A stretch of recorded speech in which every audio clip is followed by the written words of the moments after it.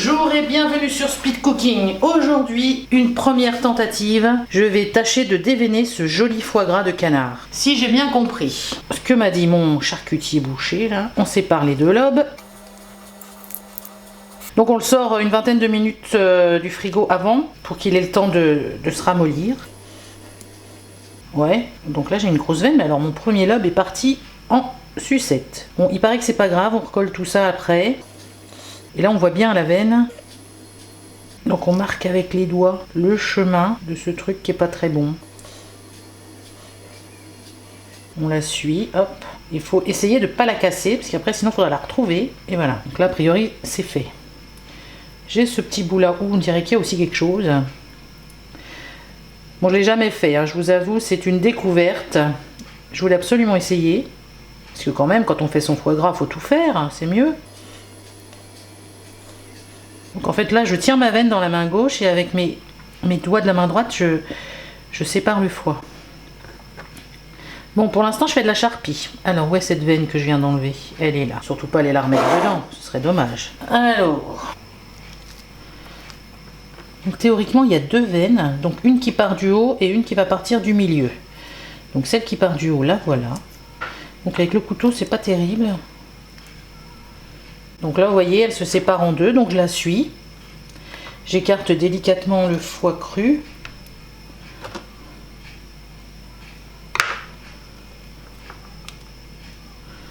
Voilà. Et on va continuer.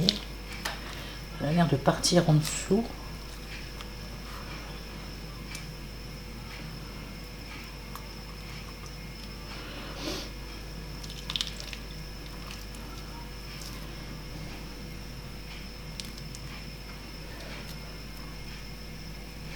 Donc je suis à chaque intersection, je poursuis le chemin. Donc là je viens de la casser, je sais qu'elle repart de ce côté-là. Je sais pas si on voit bien ce que je fais.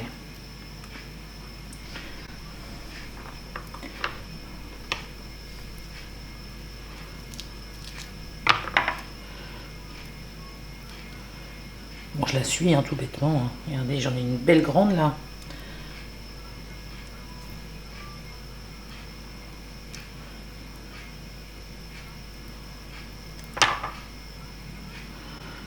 Hop, tada.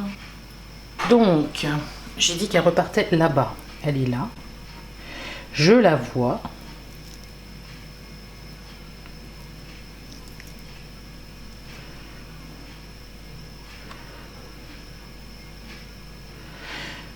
C'est sûr que quand on tombe là-dessus à la dégustation, ça ne doit pas être fameux, hein.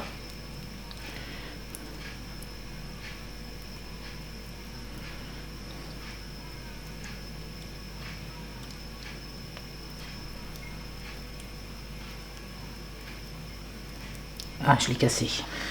L'odeur du foie gras cru, c'est pas très appétissant. Hein. Dis donc, j'aime pas.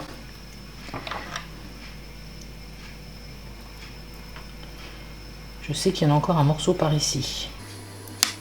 Et voilà.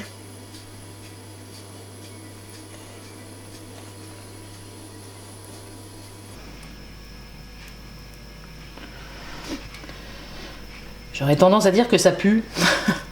J'espère que je vais pas me dégoûter. La grosse là, je l'ai eue. Ensuite, celle qui part de l'autre, du milieu, soi-disant vers l'autre lobe. Elle est là.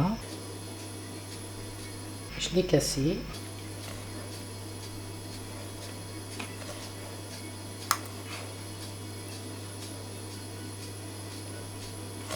Et ben ça a l'air d'être tout.